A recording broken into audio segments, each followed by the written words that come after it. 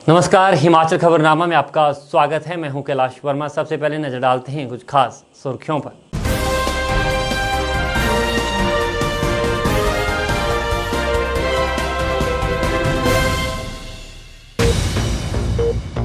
राज्यपाल राजेंद्र विश्वनाथ आर्लेकर ने शिक्षक दिवस पर 18 शिक्षकों को किया सम्मानित।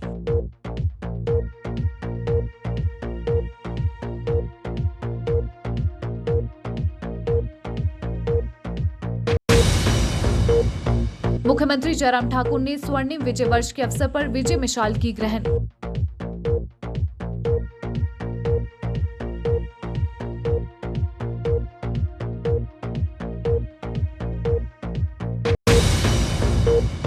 मुख्यमंत्री जयराम ठाकुर ने मंडी में नशा निवारण एवं पुनर्वास केंद्र का किया लोकार्पण।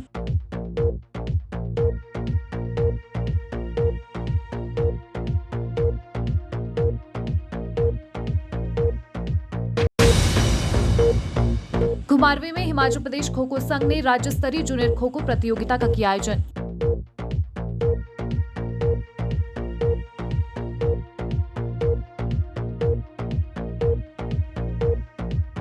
सुर्खियों के बाद अब खबरें विस्तार से। शिक्षक दिवस के अवसर पर हिमाचल प्रदेश के सरकारी स्कूलों में कार्यरत 17 शिक्षकों को राज्य स्तरीय पुरस्कार से सम्मानित किया गया। राज्य अतिथि गृह पीटर हॉफ शिमला में राज्यपाल राजेंद्र विश्वनाथ आर्लेकर ने शिक्षा मंत्री गोविंद सिंह ठाकुर और शहरी विकास मंत्री सुरेश भारद्वाज की मौजूदगी में शिक्षकों को सम्मानित किया। चयनित शिक्षकों को 1 वर्ष का सेवा विस्तार और प्रशस्ति पत्र देकर सम्मानित किया गया। 14 शिक्षकों का चयन प्रदेश भर से प्राप्त 51 आवेदनों के आधार पर हुआ है। 3 शिक्षकों का चयन राज्य कमेटी ने किया है, जबकि सोलन के शिक्षक कमल किशोर शर्मा को राष्ट्रीय पुरस्कार से सम्मानित किया गया है। ऐसे में उनको भी राज्य स्तरीय पुरस्कार दिया गया है। इस अवसर पर राज्यपाल ने स्मारक का विमोचन भी किया। उन्होंने हिमाचल प्रदेश स्वर्ण जयंती विद्यार्थी अनुशिक्षण योजना का भी शुभारंभ किया। राज्यपाल राजेंद्र विश्वनाथ आर्लेकर ने पीटर हॉफ शिमला में शिक्षक दिवस के अवसर पर आयोजित राज्य स्तरीय समारोह में वर्ष 2021 के लिए 17 शिक्षकों को राज्य पुरस्कार और 1 को राष्ट्रीय पुरस्कार से सम्मानित किया। राज्यपाल ने पूर्व राष्ट्रपति स्वर्गीय डॉक्टर एस राधाकृष्णन को भावभीनी श्रद्धांजलि अर्पित की, जिनका जन्म दिवस देश भर में शिक्षक दिवस के रूप में मनाया जाता है। इस अवसर पर राज्यपाल ने कहा कि समाज में शिक्षक की भूमिका महत्वपूर्ण होती है और शिक्षक समाज का निर्माण और मार्गदर्शन करते हैं, इसलिए शिक्षकों का दायित्व और अधिक बढ़ जाता है। उन्होंने कहा कि हमारी प्राचीन संस्कृति में गुरु को भगवान का दर्जा दिया गया है, क्योंकि गुरु के बिना कोई भी कार्य पूर्ण नहीं होता है। गुरु और शिक्षक के रिश्ते में निरंतरता होती है और इस दृष्टि से शिक्षक की भूमिका मार्गदर्शक के रूप में और अधिक बढ़ जाती है। राज्यपाल ने चरित्र, व्यक्तिगत एवं सामाजिक नैतिक मूल्यों में कमी पर चिंता व्यक्त करते हुए कहा कि इन कारणों से देश कई क्षेत्रों में पिछड़ जाता है। उन्होंने कहा कि यह दिन आत्मनिरीक्षण का दिन है। उन्होंने कहा कि शिक्षा अच्छे इंसान बनने की प्रक्रिया का आधार है। बच्चों के समग्र विकास का उद्देश्य मजबूत राष्ट्र का निर्माण करना है, इसलिए शिक्षकों का यह दायित्व है कि वे बच्चों में नैतिक मूल्यों का विकास करें। पुरस्कार विजेताओं को बधाई देते हुए उन्होंने शिक्षक समुदाय से और अधिक प्रतिबद्धता और समर्पण भाव से काम करने का आग्रह किया। उन्होंने कहा कि हमें शिक्षा नीति के लिए जितना संभव हो उतना योगदान देना चाहिए। शिक्षा दिवस वैसे शिक्षक दिवस हर साल मनाया जाता है और जिनका जन्मदिन है डॉक्टर सर्वपल्ली राधाकृष्णन जी, उनके बारे में भी हम सब जानते हैं, बताया जाता है। वैसे तो वो तो तत्वज्ञ थे, विचारक थे, प्रेरक थे।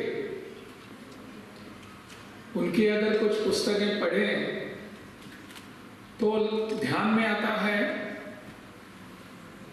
कि उनका विचार जो था, उनकी शिक्षा के बारे में उनके जो विचार थे वो इस जमीन से जुड़े हुए थे, इस संस्कृति से जुड़े हुए थे। उनका प्रयास भी था कि अपनी इस देश की शिक्षा नीति इस जमीन से, संस्कृति से, इतिहास से जुड़ी हुई होनी चाहिए। दुर्भाग्यवश उस समय वो हो नहीं पाया, परंतु आने वाले समय में होगा ऐसा उनका विश्वास था। और कल्चरल हेरिटेज करके उनकी जो पुस्तक है, उस पुस्तक में उन्होंने इसका जिक्र किया है, उल्लेख किया है कि हम इस देश में कैसे प्रकार की शिक्षा चाहते हैं, और ऐसे सभी शिक्षा नीति के तहत, ऐसे सभी शिक्षा संस्कृति के तहत जिन लोगों ने काम किया है वो सराहनीय है। अपने प्रदेश में ऐसे शिक्षक हैं जिनके कारण हमारे प्रदेश के शिक्षा के स्तर पर हम दिन ब दिन आगे बढ़ते हैं, जिन्होंने पिछले अनेक वर्षों से प्रयास किया है, परिश्रम किए हैं। ऐसे सभी शिक्षकों का आज यहाँ सम्मान हो रहा है, हो चुका है। उन सभी शिक्षकों को मैं बहुत बहुत बधाई देता हूँ। इस अवसर पर राज्यपाल ने स्मारिका का विमोचन भी किया। उन्होंने हिमाचल प्रदेश स्वर्ण जयंती विद्यार्थी अनुशिक्षण योजना का भी शुभारंभ किया। वहीं शहरी विकास मंत्री सुरेश भारद्वाज ने कहा कि हिमाचल प्रदेश ने शिक्षा के क्षेत्र में अभूतपूर्व विकास किया है, जिसका श्रेय हमारे शिक्षकों को जाता है। उन्होंने कहा कि प्रदेश में विद्यालयों, महाविद्यालयों और विश्वविद्यालयों की संख्या में वृद्धि हुई है और प्रदेश के दुर्गम क्षेत्रों में भी विद्यालयों की सुविधा उपलब्ध है, जहाँ हमारे शिक्षक कार्यरत है। उन्होंने कहा कि प्रदेश के लोगों में भी शिक्षा प्राप्त करने की भावना है, जिसके फलस्वरूप शिक्षा के क्षेत्र में प्रदेश देश में अग्रणी है। वहीं शिक्षा मंत्री गोविंद सिंह ठाकुर ने राज्यपाल का स्वागत करते हुए कहा कि प्रदेश सरकार शिक्षा क्षेत्र के विकास के लिए प्रतिबद्ध है। उन्होंने कहा कि प्रदेश में 11,23,283 विद्यार्थी है। वर्तमान समय में शिक्षा के क्षेत्र में 79,234 शिक्षक और 17,934 गैर शिक्षक कर्मचारी कार्यरत हैं। उन्होंने कहा कि 1 जनवरी 2018 से प्रदेश के 4,838 शिक्षकों की सेवाएं नियमित की गई हैं, जो अपने आप में एक ऐतिहासिक है। उच्चतर शिक्षा में 537 सहायक प्राध्यापक, 2,475 प्रवक्ता, 334 टीआईपी, 466 लिपिक और 491 चतुर्थ श्रेणी के कर्मचारियों को नियमित किया गया है। शिक्षा मंत्री ने कहा कि 5,814 पद उन लोगों द्वारा भरे गए हैं जो वर्षों से पदोन्नति का इंतजार कर रहे थे। उन्होंने कहा कि जनवरी 2018 से प्रदेश सरकार ने 8,136 अध्यापकों की नियुक्ति की है, जबकि 5,095 पदों की भर्ती प्रक्रिया जारी है। उन्होंने कहा कि वर्तमान वित्तीय वर्ष में विभिन्न श्रेणियों के शिक्षकों के 4,000 रिक्त पदों पर भर्ती की जा रही है, जिसके लिए विभागीय स्तर की सभी औपचारिकताएं पूरी कर ली गई हैं। हम ऐसे अपने शिक्षकों को सम्मानित करते हैं जिन्होंने शिक्षा के क्षेत्र में कई उपलब्धियां प्राप्त की हैं और अपने विद्यार्थियों के लिए जिन्होंने अलग हट करके कुछ काम किए हैं, तो उन सभी को यहाँ सम्मानित किया जाता है। तो आज भी यहाँ पर हमारे 17 शिक्षक जो राज्य पुरस्कार से सम्मानित किए गए और एक शिक्षक हमारे जो राष्ट्रीय स्तर पर सम्मानित हुए हैं, तो उन सभी को आज सम्मानित किया गया।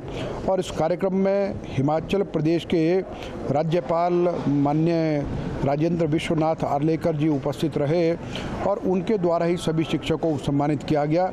ये बहुत गौरव का दिन है और हमने ये भी कहा है कि इन शिक्षकों के कारण से ही नई राष्ट्रीय शिक्षा नीति भी लागू होगी और जिसके कारण से हिमाचल प्रदेश भी देश के साथ ही बराबर रूप से साथ बढ़ेगा। वहीं पुरस्कार प्राप्त कर चुके शिक्षकों ने कहा कि कोरोना काल में भी छात्रों को ऑनलाइन शिक्षा के जरिए गुणवत्ता शिक्षा मुहैया करवाई गई। शिक्षकों ने अपने अनुभव को साझा करते हुए इस सम्मान के लिए प्रदेश सरकार का आभार जताया। बहुत गौरव की बात है जी, ये तो क्योंकि हमने अपना वर्क किया, जो हमें दायित्व सरकार ने दिया था उसको बखूबी हमने निभाया है और आगे तक उसको आगे भी निभाते रहेंगे हम साथ में। तो घर का साथ भी मिला, मेरी वाइफ भी जो है मेरे साथ हैं, ये भी टीचिंग जॉब में हैं। तो जब भी हम जाते थे, छुट्टियों में भी हम जाते रहे, 2 महीने की छुट्टियाँ होती हैं जनवरी फरवरी में, तो उसमें भी हम घर घर जाते रहे और लोगों को मोटिवेट करते रहे। लोगों ने हमें सराहा इस चीज़ के लिए। हम बहुत ही क्रिटिकल कंडीशन से गुजरे और साथ में उस अल्लाह का, उस ईश्वर का भी शुक्रगुजार हूँ। कोरोना का जो प्रभाव है धीरे धीरे कम हो रहा है। कोरोना काल में शिक्षा को बच्चों तक पहुंचाना बहुत मुश्किल काम था, परंतु सरकार ने जो हर घर पाठशाला कार्यक्रम शुरू किया उसके माध्यम से हम बच्चों तक शिक्षा प्रदान करने में सफल रहे। कुछ समय के लिए आपने देखा कि पिछले वर्ष भी कुछ बीच में समय के लिए स्कूल खुले थे। इस बार भी लगभग एक सप्ताह के लिए स्कूल खुले। उस बीच में बच्चों के साथ बहुत इंटरेक्शन हुआ। कुछ बच्चे हमारे हर घर पाठशाला से ठीक से नहीं जुड़ पाते थे। उस बीच में उनके साथ जो इंटरेक्शन हुआ, उन बच्चों को हम ठीक से समझा पाए कि आपका भविष्य के लिए, आपके भविष्य को सुनहरा बनाने के लिए आप कृपया ऑनलाइन क्लास को ज्वाइन कीजिए। और जिन बच्चों के पास मोबाइल नहीं था, टीचरों ने, समाज ने भरसक प्रयत्न किया उन बच्चों को हम मोबाइल प्रदान करें। मुझे आज बहुत गर्व महसूस हो रहा है इस अवार्ड को प्राप्त करके, और आगे भी मैं इसी तरह से अपना काम करती रहूँगी, हार्ड वर्क करूँगी, मेहनत करूँगी। मेरा ध्येय ये रहेगा कि मैं आगे जो है अपने स्कूल का चहुमुखी विकास करूँ अपने विद्यार्थियों का। मुख्यमंत्री जयराम ठाकुर ने मंडी के सिरी मंच में पाकिस्तान पर भारत की ऐतिहासिक विजय के 50 साल पूरे होने के उपलक्ष्य पर मनाए जा रहे स्वर्णिम विजय वर्ष के अवसर पर विजय मशाल को ग्रहण किया। विजय मशाल यात्रा के स्वागत के लिए ऐतिहासिक सिरी मंच को आकर्षक ढंग से सजाया गया था। मुख्यमंत्री ने इस अवसर पर लोगों को संबोधित करते हुए कहा कि यह आयोजन 1971 के युद्ध में भारत की ऐतिहासिक विजय के 50 वर्ष पूरे होने के उपलक्ष्य पर मनाया जा रहा है। उन्होंने कहा कि यह आयोजन न केवल 1971 में पाकिस्तान पर भारत की शानदार विजय की याद दिलाता है, बल्कि यह बांग्लादेश के जन्म की कहानी भी बताता है। मुख्यमंत्री ने कहा कि यह विजय भारतीय सैनिकों के सामरिक कौशल और वीरता का जीता जागता दस्तावेज है। मुख्यमंत्री जयराम ठाकुर ने मंडी के सेरी मंच में पाकिस्तान पर भारत की ऐतिहासिक विजय के 50 वर्ष पूरे होने के उपलक्ष्य में मनाए जा रहे स्वर्णिम विजय वर्ष के अवसर पर विजय मशाल को ग्रहण किया। इस दौरान उन्होंने कहा कि प्रधानमंत्री नरेंद्र मोदी द्वारा 16 दिसंबर 2020 को विजय मशाल जलाकर स्वर्ण विजय वर्ष समारोह आरंभ किया गया और तब से विजय मशाल देश भर की यात्रा कर रही है। मुख्यमंत्री ने कहा कि हिमाचल को वीर भूमि का गौरव दिलाने में प्रदेश के वीर सपूतों ने अभूतपूर्व योगदान दिया है। उन्होंने कहा कि स्वतंत्रता प्राप्ति के बाद से हिमाचल के लगभग 1700 वीरों ने देश के लिए अपने प्राणों की आहुति दी है। उन्होंने कहा कि प्रदेश के जवानों की वीरता इस बात से प्रदर्शित होती है कि राज्य के सपूतों को 4 परमवीर चक्र, 2 अशोक चक्र, 11 महावीर चक्र और 23 कीर्ति चक्र मिले हैं। उन्होंने कहा कि राज्य के कुल 1111 सैनिकों को विभिन्न पदकों से सम्मानित किया गया है। मुख्यमंत्री ने कहा कि राज्य सरकार ने भूतपूर्व सैनिकों के कल्याण के लिए कई योजनाएं आरंभ की है। उन्होंने कहा कि राज्य के भूतपूर्व सैनिकों और सैनिकों के आश्रितों को सरकारी नौकरियों में आरक्षण देकर रोजगार के अवसर प्रदान किए जा रहे हैं।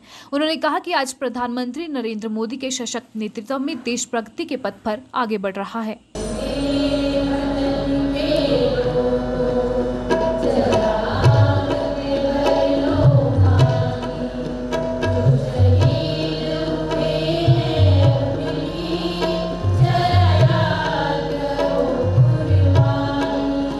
हमारे लिए प्रसन्नता का विषय है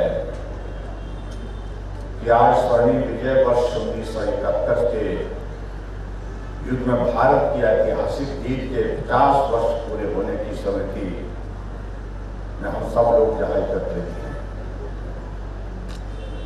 विजय वर्ष न केवल भारत की पाकिस्तान पर 1971 में शानदार जीत को याद दिलाता है, बल्कि यह बांग्लादेश के जन्म की कहानी भी बयान करता है, क्योंकि इस लड़ाई के समापन के साथ एक और देश का जन्म हुआ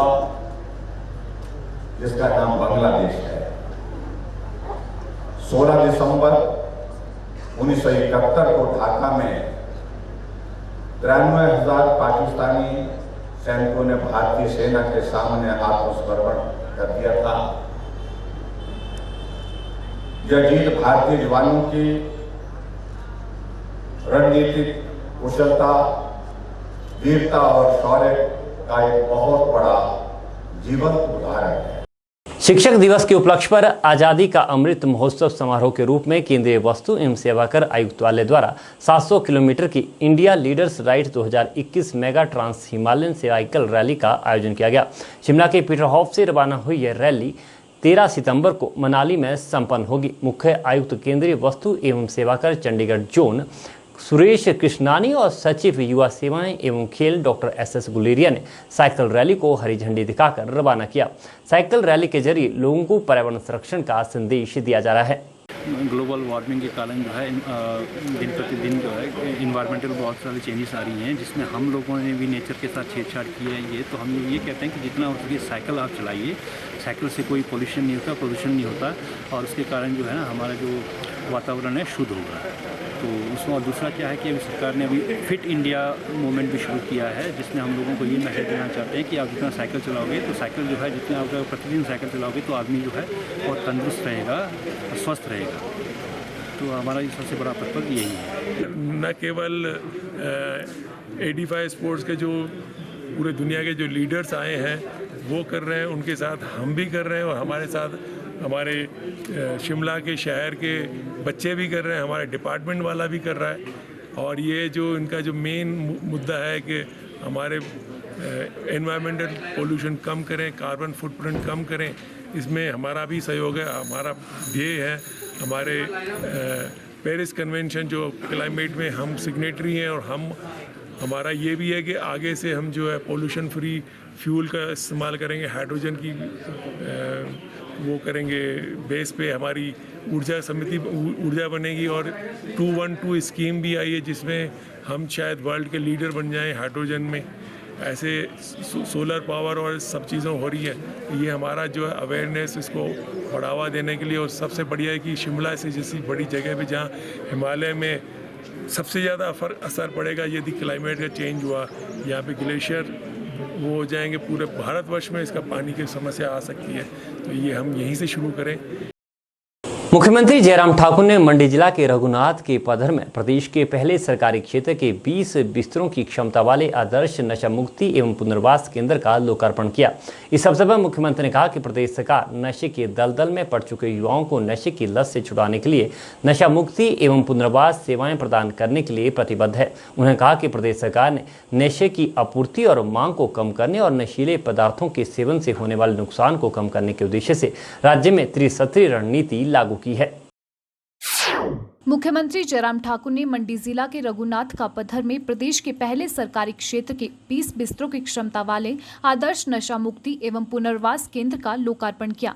इस अवसर पर मुख्यमंत्री ने कहा कि प्रदेश सरकार नशे के आदी युवाओं के नशे की लत छुड़ाने के लिए नशा मुक्ति एवं पुनर्वास सेवाएं प्रदान करने के लिए प्रतिबद्ध है। मुख्यमंत्री ने कहा कि प्रदेश सरकार ने मादक पदार्थों की तस्करी को गैर जमानती अपराध की श्रेणी में रखा है और इस अपराध में शामिल लोगों की संपत्ति भी जब्त की जा रही है। उन्होंने आश्वासन दिया कि इस केंद्र को और अधिक सुदृढ़ बनाने के प्रयास किए जाएंगे। और मुझे इस बात की प्रसन्नता है कि जो सबकी चिंता का विषय आज की तारीख में पूरे प्रदेश में है, प्रदेश के पूरे देश भर में, कि जिस प्रकार से नशे का प्रचलन लगातार बढ़ता जा रहा है और उसके कारण हमारी नई जनरेशन, हमारी पीढ़ी जो है वो बहुत बुरी तरह से जो है उसकी जकड़ में आ रही है। उस दृष्टि से सरकार की ओर से प्रयत्न होने चाहिए, प्रयास होने चाहिए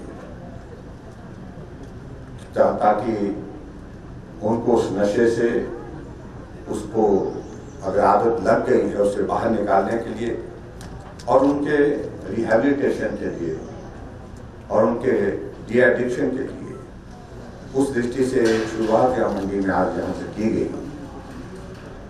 और मुझे इस बात की प्रसन्नता है कि आदर्श नशा निवारण व पुनर्वास केंद्र मंडी का आज विधिवत एक तरह की इसकी शुरुआत हुई है। ये भवन जो है किसी वक्त हमारे लेप्रोसी के पेशेंट के लिए, उनकी ट्रीटमेंट के लिए इस्तेमाल होता था। अब उनकी संख्या बहुत कम है और इसका उपयोग किया जाए, ये सबकी ओर से इस बात के लिए आग्रह भी था। अभी भी कुछ लोग हमारे जो लेप्रोसी के पेशेंट हैं थोड़ी मात्रा में हैं, लेकिन बहुत कम हो गई है वो संख्या। और आज मुझे इस बात को लेकर के प्रसन्न है कि हिमाचल प्रदेश सरकार की ओर से यहाँ मंडी में सरकारी क्षेत्र में ये पहली शुरुआत है जहाँ ये नशा निवारण और पुनर्वास का जो है वो डी-एडिक्शन सेंटर और रिहैबिलिटेशन सेंटर दोनों की एक शुरुआत की गई है। मुझे इस बात को लेकर के प्रसन्नता है कि हमको जो आज के इस दौर में जो एक परेशानी है जिसका कई बार जिक्र करना भी कठिन हो जाता है उसका समाधान इसके माध्यम से होगा। मुख्यमंत्री जयराम ठाकुर ने शिमला के ऐतिहासिक माल रोड स्थित पुलिस सहायता कक्ष का जीर्णोद्धार कार्य पूरा होने के बाद इस धरोहर का लोकार्पण किया। इस अवसर पर मुख्यमंत्री ने कहा कि 134 वर्षों से कार्यरत पुलिस सहायता कक्ष का महत्व आज भी बना हुआ है। उन्होंने कहा कि प्रदेश सरकार धरोहर इमारतों के संरक्षण के लिए लगातार प्रयास कर रही है। मुख्यमंत्री ने कहा कि इस सहायता कक्ष के माध्यम से लोगों विशेषकर पर्यटकों को पुलिस सहायता प्राप्त करने में सुविधा उपलब्ध होगी। ऐतिहासिक माल रोड शिमला स्थित पुलिस सहायता कक्ष का जीर्णोद्धार होने के बाद मुख्यमंत्री जयराम ठाकुर ने इस धरोहर का लोकार्पण किया। इस दौरान उन्होंने निगमित सामाजिक दायित्व के तहत कॉरपोरेट संस्थाओं से विकास कार्यों में सहयोग प्रदान करने का आग्रह किया। उन्होंने कहा कि कोरोना संकट काल के दौरान भी बहुत सी संस्थाओं ने CSR के तहत स्वास्थ्य अधोसंरचना को सुदृढ़ करने में मदद प्रदान की है। मुख्यमंत्री ने धरोहर पुलिस सहायता कक्ष के जीर्णोद्धार के लिए पुलिस विभाग की सराहना की। उन्होंने कहा कि इस सहायता कक्ष के माध्यम से लोगों विशेषकर पर्यटकों को पुलिस सहायता प्राप्त करने में सुविधा होगी। वहीं शहरी विकास मंत्री सुरेश भारद्वाज ने धरोहर पुलिस सहायता कक्ष के जीर्णोद्धार के लिए पुलिस विभाग की सराहना की।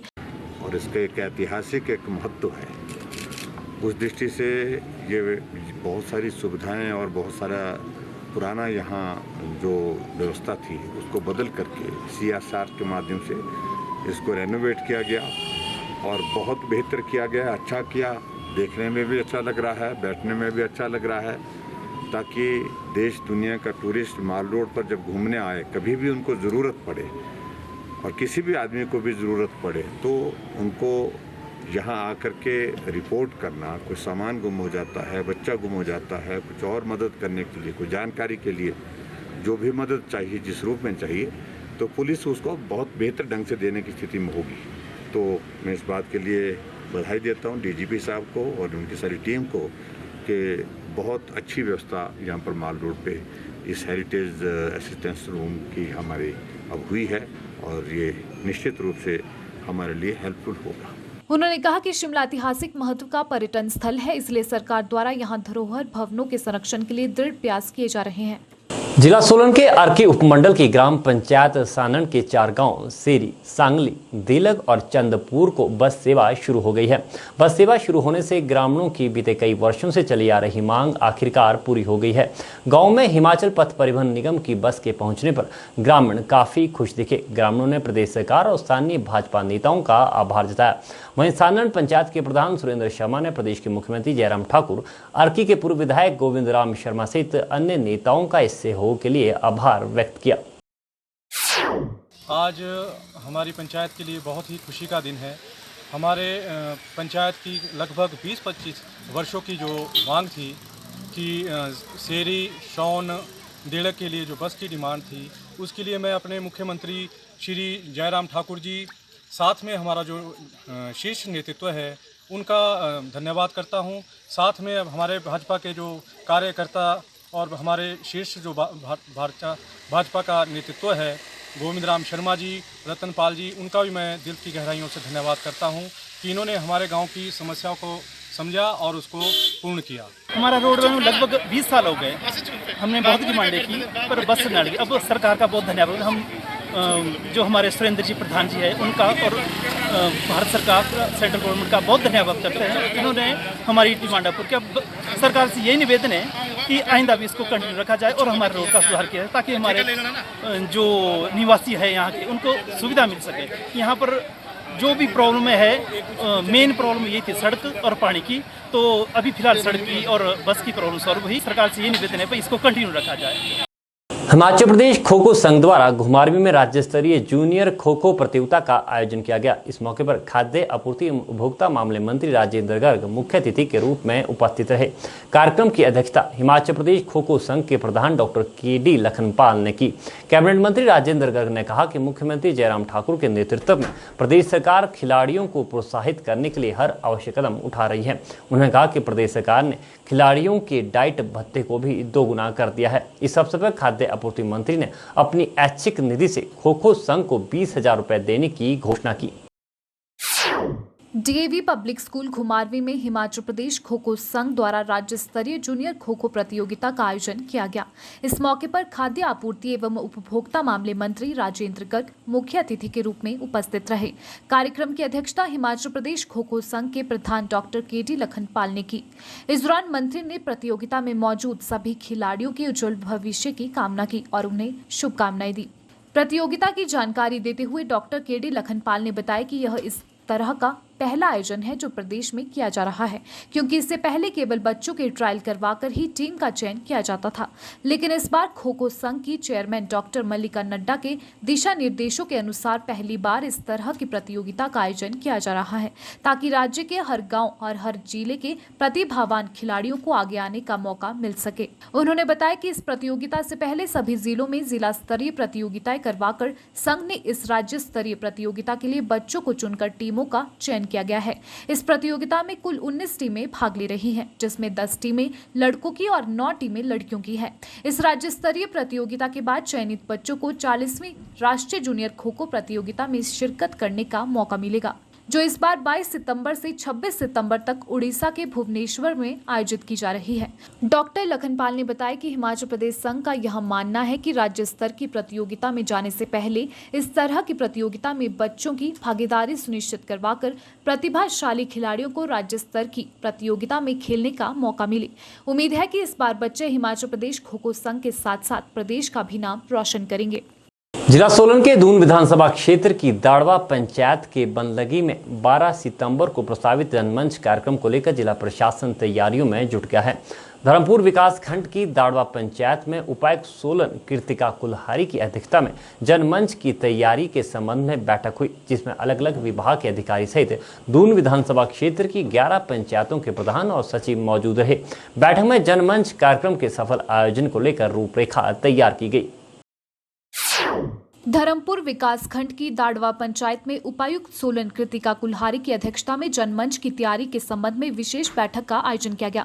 बैठक में पूर्व उपायुक्त सोलन द्वारा जनमंच के प्रचार प्रसार के लिए जनमंच प्रचार वाहन को हरी झंडी दिखाकर रवाना किया गया। बैठक में उपायुक्त ने सभी अधिकारियों को निर्देश दिए कि पेयजल, सिंचाई, विद्युत आपूर्ति और संपर्क मार्गों के संबंध में अनेक समस्या ऐसी होती है जिनका निपटारा स्थानीय स्तर पर आसानी से किया जा सकता है, इसलिए ऐसी समस्याओं के समाधान के लिए पूर्व में ही प्रयास किया जाए।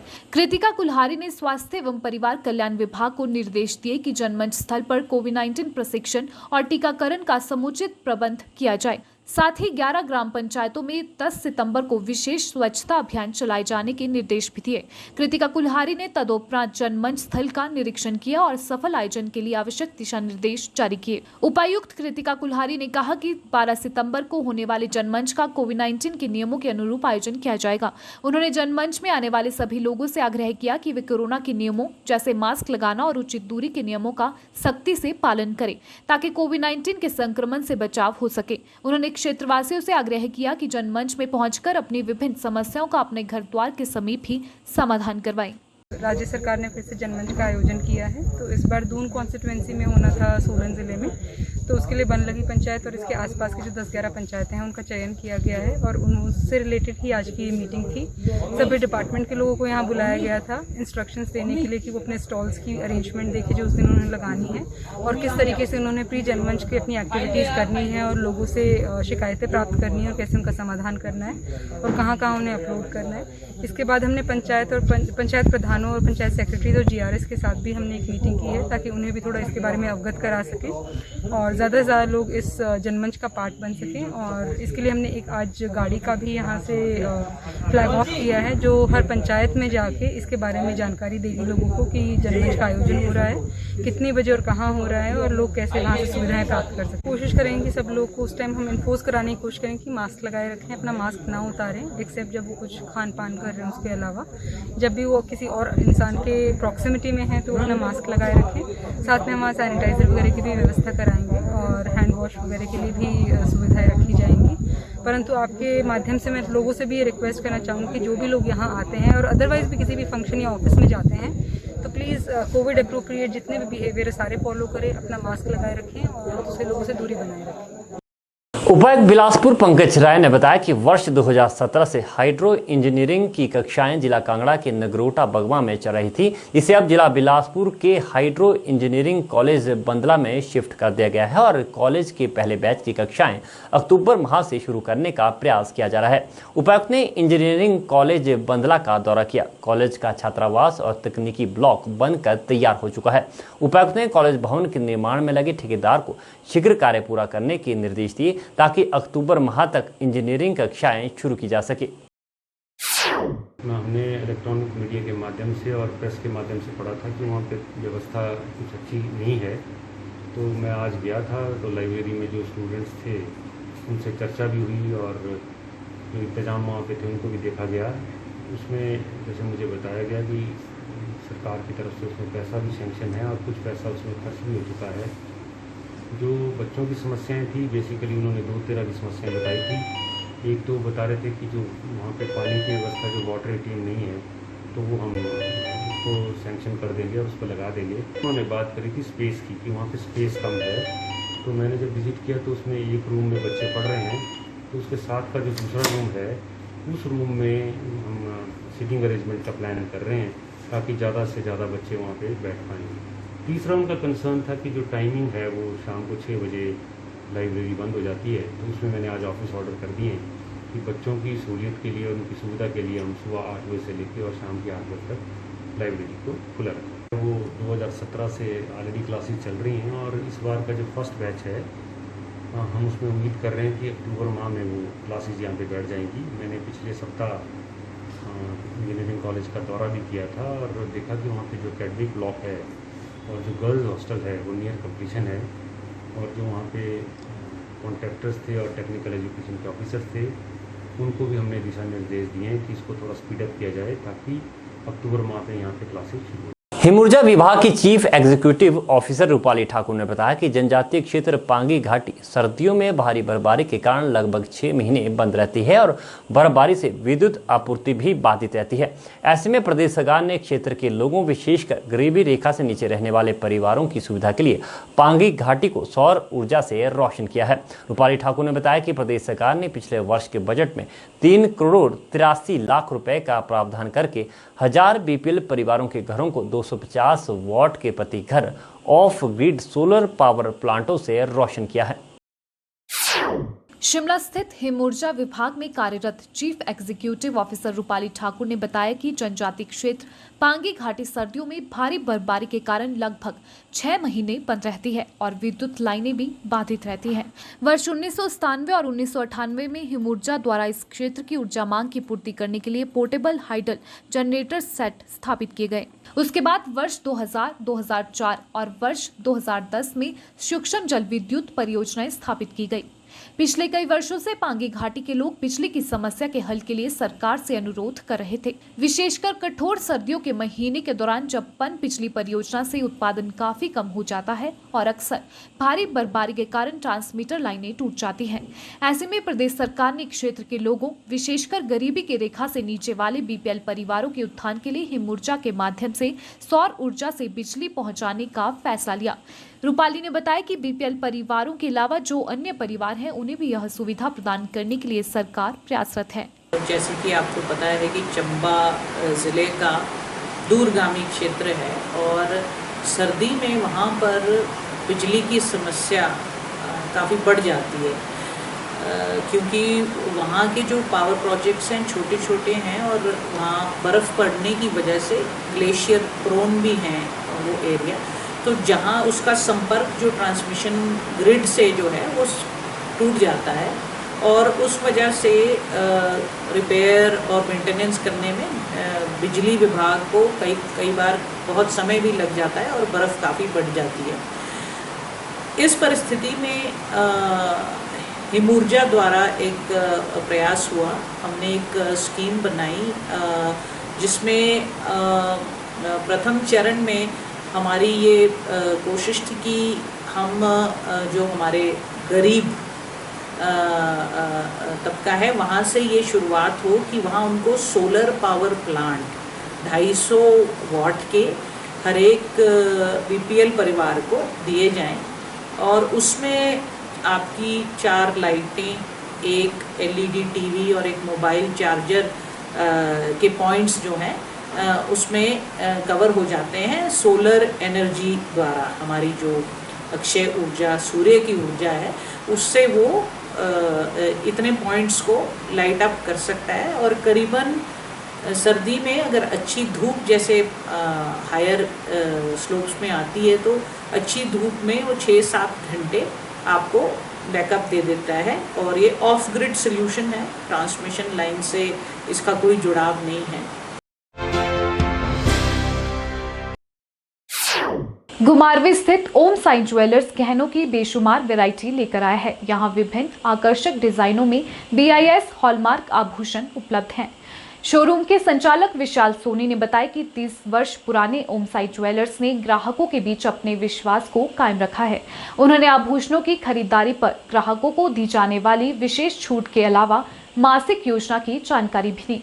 हमारे पास तो ये सबसे पहले हमने चालू किया हुआ है, जितना सोना लेते हैं जैसे 10 ग्राम लिया तो 10 ग्राम चांदी फ्री, 100 ग्राम लिया तो 100 ग्राम चांदी फ्री है। इसके साथ और एक स्कीम चालू की जाएगी, जितने आप हर महीना जैसे RD स्कीम है, जैसे हर महीना आप 1000 रुपये देते हैं तो 12 महीने के 12,000 जमा हो जाएगा, 13,000 का आप सोना खरीद सकते हैं। तो ये है साल बाद आपको गोल्ड मिल जाएगा 13,000 का। आपके 10,000 की कर लो चाहे 1,000 की कर लो, उसी हिसाब से आपके पास RD का स्कीम चालू है। शॉप होगी 30 साल हो गया इसको शॉप को और यहाँ पे वैरायटी आपको सारी मिल जाएगी। मैरिज के ले लो, नेकलेस है, डायमंड रिंग है और ईयर रिंग है, मतलब चक है, नथ है, वेडिंग के सारे हैंडमेड और सारा गोल्ड जो है हैंडमेड यहाँ रेडी होता है। दोनों हैंडमेड भी और बाकी जो बाहर से आता है वो भी मिल जाएगा।